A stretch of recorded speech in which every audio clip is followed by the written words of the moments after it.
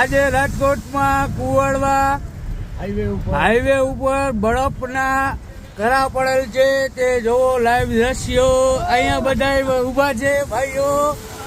હા અને બધા જો ગાડી લઈને ઊભા છે બધા ભાઈઓ. બરફના કરા જોવા મળશે તમને.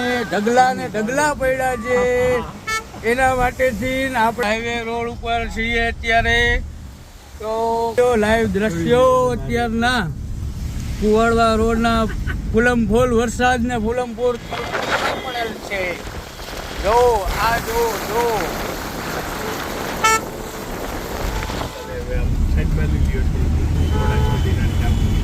હા એવડો વરસાદ છે એની તો ઢગલા થઈ ગયા. ઢગલા થઈ ગયો.